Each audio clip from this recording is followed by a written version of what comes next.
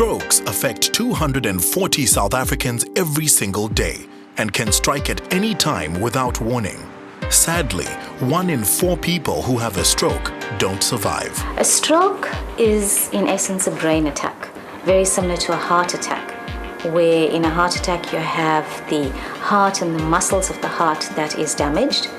With a stroke you have the brain that is damaged and brain cells that are affected. Now what happens here is 2 things. You could have either a bleed into the brain as a result of a blood vessel that bursts. The other way in which a stroke can happen is if you have a clot that forms, and what it does is it blocks off blood flow, so you have interruption of blood, no oxygen, the cells start dying off. There are a number of risk factors. In terms of what causes a stroke and whether it is preventable or not, the answer is yes, you have certain types of strokes that occur as a result of non-preventable factors, and on the other side, which is the vast majority, as a result of preventable factors. And this means things that are in your control. And this is generally because of our lifestyles.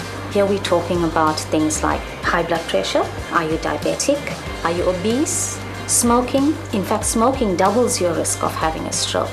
And if you are a woman who smokes and you're on oral contraceptive pills, then places you at an even higher risk.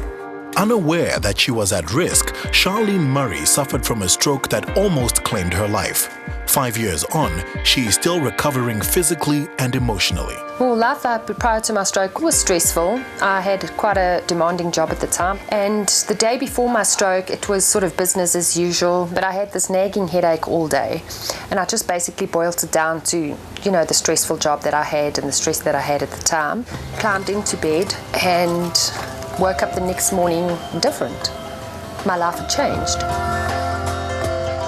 When I was rushed to the hospital, they, checked me and they said that you're in the process of having a stroke. And I was, totally dumbfounded, because who at the age of 32 has a stroke? It's unheard of, and you just don't hear of that. And then I actually had the full-blown stroke when they sent me through to the MRI scan, and all I basically remember them saying to me, Charlene, please close your eyes. And when I woke up there 3 days later after a coma, my whole left side was paralyzed. There is the perception out there that stroke is a disease of old people. And unfortunately, that is not true. Even young people have strokes. It has been increasing in younger people because of these lifestyle factors and these unhealthy lifestyles that we are living. Charlene is now the co-founder of the Stroke Survivors Foundation and has dedicated her life to raising awareness around living with the after effects of a stroke. What I've learned from my stroke is to appreciate every single day of your life. When you wake up in the morning, wake up with a smile and thank God that you've got the breath in your lungs and you've got your health, because life can change in a second. When we talk about lifestyle changes and healthy lifestyles, we're talking about small changes that are manageable, practical, and that they can incorporate into their lives. Take the stairs rather than taking the elevator or the lift. Park at the end of the parking lot and walk to the entrance. The other very important thing is about medication. If one has been prescribed medication, be compliant, take your medication. Ensure that you know what your levels are. Ensure you know what your blood pressure level is, what your cholesterol level is. What we need to do as the layman, someone who is watching a loved one, and you suspect a stroke, there's some basic things that you need to look out for and ask the person to do. One is ask them to speak. And slurring of their speech is one very common sign.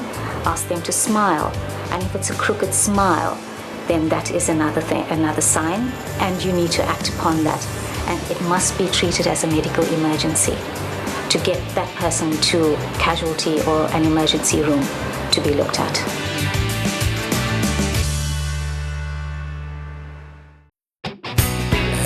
Doctor,